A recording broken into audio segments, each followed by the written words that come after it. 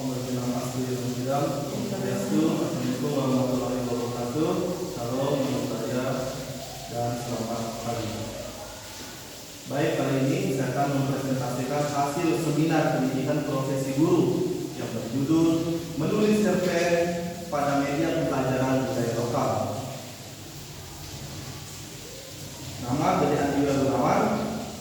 Saya merupakan PPG calon guru gelombang 2 tahun 2024. Setelah mengikuti kegiatan kuliah program profesi guru calon guru dari semester 1 dan 2, saya mempelajari berbagai mata kuliah selektif dan elektif. Seluruh mata kuliah yang telah dipelajari direfleksikan pada seminar PPG pada sesi ini.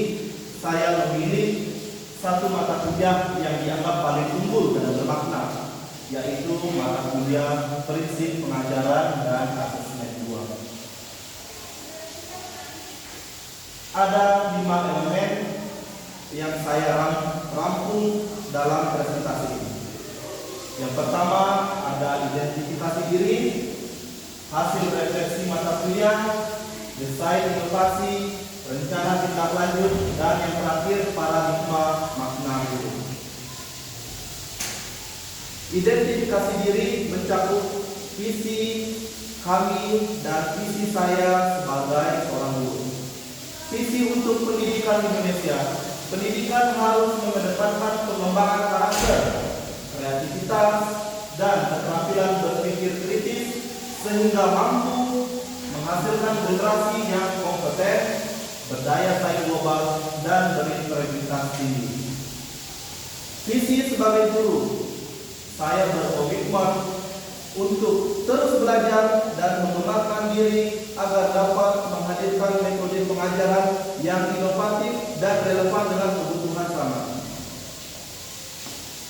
Untuk menuju visi tersebut ada 4 langkah yang harus dihadapi.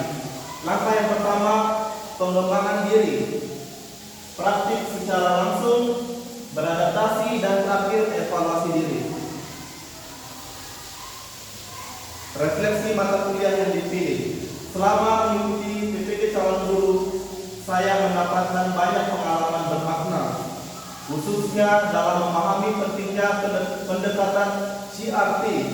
Pendekatan ini menekankan pembelajaran yang relevan dengan latar belakang budaya peserta didik dan selaras dengan prinsip pengajaran yang berpihak kepada murid. Dalam praktek di sekolah atau PPL, saya mulai menerapkan CRT dengan mengenali latar belakang budaya murid dan mengaitkannya dalam proses belajar. Saya juga menggunakan asesmen formatif untuk menyesuaikan strategi mengajar agar lebih kontekstual dan bermakna bagi murid. Pengalaman ini menguatkan pemahaman saya bahwa asesmen yang elektif dan pengajaran yang responsif terhadap budaya dapat meningkatkan keterlibatan dan hasil belajar peserta didik. Adapun pembelajaran bermakna selama 2 semester yang saya hadapi. Pengalaman yang paling bermakna setelah saya menempuh perkuliahan PPG calon guru gelombang 1 yakni pada mata kuliah prinsip pengajaran asesmen 2, khususnya di topik 3. Di topik 1 asesmen 2 membahas tentang UBD, topik 2 membahas tentang PIRL, dan topik 3 membahas tentang CRT. Saya tertarik dengan pembelajaran yang di topik 3 yakni pendekatan CRT. Pendekatan ini menekankan pentingnya mengakomodasi keragaman budaya, bahasa, dan nilai-nilai lokal peserta didik. Dalam proses pembelajaran dengan menerapkan prinsip-prinsip CRT, guru tidak hanya sekedar menyampaikan materi, tetapi juga membangun hubungan yang kuat dengan peserta didik melalui penghargaan terhadap latar belakang budaya mereka. Hal ini mendorong terciptanya lingkungan belajar yang positif, inklusif, dan memperdayakan di mana peserta didik merasa dihargai, dipahami, dan termotivasi untuk belajar secara optimal.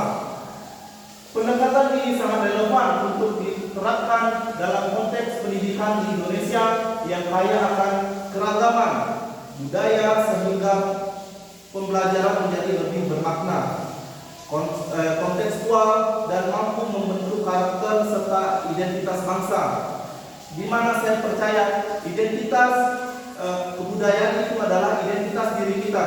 Dimanapun kita pergi, Indonesia banyak sekali budaya-budaya yang ada di Indonesia. Dengan budaya yang santun, budi pekerti yang luhur. Dengan itu, dengan mempelajari konteks arti, maka dimanapun kita mengajar dan dimanapun kita belajar, itu akan menemukan mindset toleransi terhadap keberagaman budaya, sehingga menciptakan lingkungan yang aman, damai, sejahtera. Adapun desain inovasinya, inovasi yang saya tulis, menulis cerpen pada media pembelajaran budaya lokal. Sebagai calon guru profesional, kemampuan reflektif penting untuk dikembangkan guna meningkatkan kualitas pembelajaran dalam mata kuliah seminar PPG. Mahasiswa ditantang untuk merancang inovasi pembelajaran yang relevan dan kontekstual. Salah satu bentuk inovasi yang dikembangkan adalah pembelajaran menulis cerpen sebagai media untuk mengenalkan dan mengembangkan nilai-nilai budaya lokal. Cerpen dipilih karena mampu menjadi sarana ekspresi kreatif peserta didik sekaligus media pembelajaran yang memperkaya literasi dan memperkenalkan kearifan lokal seperti tradisi, cerita rakyat, dan nilai-nilai sosial budaya. Melalui kegiatan menulis cerpen berbasis budaya lokal, peserta didik tidak hanya diasah kemampuannya menulis, tetapi juga ditanamkan rasa bangga terhadap budayanya sendiri. Inovasi ini sejalan dengan semangat kurikulum Merdeka dan penguatan profil pelajar Pancasila yang mendorong pembelajaran kontekstual, kreatif, dan berakar pada budaya bangsa. Selain itu, kegiatan ini juga membantu mahasiswa PPG mengembangkan pembelajaran yang lebih bermakna, reflektif, dan sesuai dengan kebutuhan siswa. Ada 5 alur untuk membuat menulis cerpen pada media pembelajaran budaya lokal. Yang pertama, observasi kondisi. Tahap pertama adalah observasi kelas untuk memahami dinamika partisipasi serta potensi dan tantangan sehingga metode pembelajaran dapat disesuaikan dengan konteks kelas. Seperti kita mengajar, kita menanyakan, ada yang paham dengan budayanya mereka sendiri, ada yang paham dengan budaya mereka sendiri, atau apakah Anda lupa dengan budayanya mereka sendiri? Yang kedua, identifikasi latar belakang. Mengidentifikasi latar belakang budaya, bahasa, dan pengalaman hidup peserta didik untuk merancang pembelajaran yang sesuai dengan prinsip CRT. Kita mengajar di kelas, kita menanyakan apa latar belakang budaya peserta didik. Pasti terdapat budaya yang ada di kelas. Seperti saya mengajar di kelas 11, ada suku Minahasa, ada suku Sangir, ada suku Gorontalo. Nah, mereka harus penting mempelajari budaya mereka sendiri biar tidak tergerus oleh zaman. Dan yang ketiga, menyiapkan pembelajaran. Saya akan merancang pembelajaran yang menyenangkan dan menarik agar peserta didik merasa nyaman, terlibat aktif, dan termotivasi dalam menulis cerpen berbasis budaya lokal. Menyiapkan pembelajaran seperti styrofoam dan gambar-gambar muatan budaya lokal. Ini sebagai contoh ya. Membimbing, saya akan membimbing peserta didik secara aktif dan membangun hubungan emosional agar mereka merasa dekat, terbuka, dan lebih terlibat dalam mengekspresikan ide kreatif mereka. Tentu saya juga mengawasi bagaimana peserta didik membuat hasil karya dan membantu menstimulus peserta didik untuk menulis cerpen berdasarkan budaya lokal mereka sendiri. Dan yang terakhir sangat penting, memajang karya. Sebagai apresiasi, saya akan memajang cerpen karya peserta didik di kelas atau ruang pameran untuk meningkatkan rasa bangga, motivasi, dan kepercayaan diri mereka dalam berkarya. Setelah medianya ditempel, maka ini akan dipajang di dinding kelas. Itu menumbuhkan apresiasi terhadap peserta didik dan meningkatkan motivasi peserta didik untuk terus menulis karya-karya berikutnya.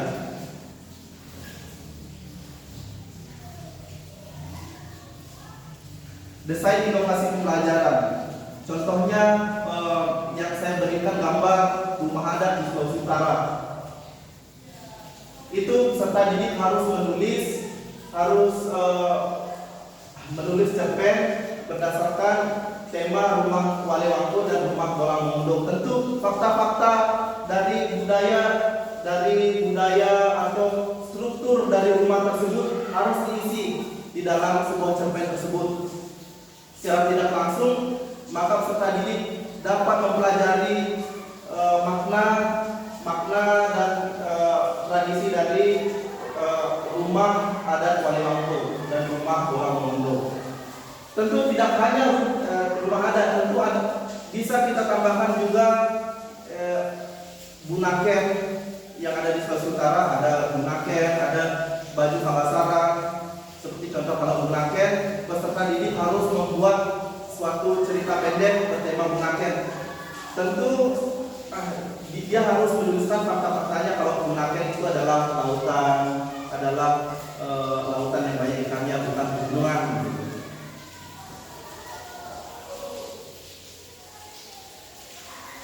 Terus tolak ukur kegiatan pembelajaran. Di sini ada 5 tolak ukurnya. Kesesuaian tema.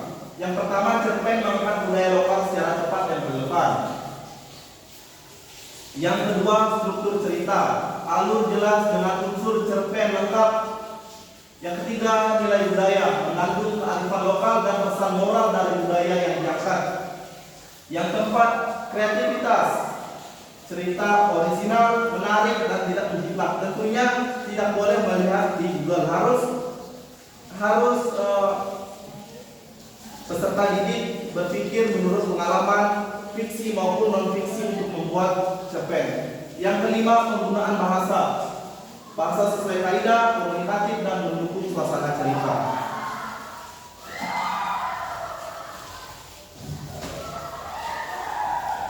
Tentu yang terakhir, saya selalu memegang teguh paradigma terhadap guru. Yang pertama, guru sebagai fasilitator yang harus memperhatikan kebutuhan karakteristik peserta didik. Yang kedua, guru harus memiliki kreativitas untuk mengembangkan inovasi dalam setiap pembelajaran agar lebih menyenangkan. Yang ketiga, guru adalah pembelajaran sepanjang hayat.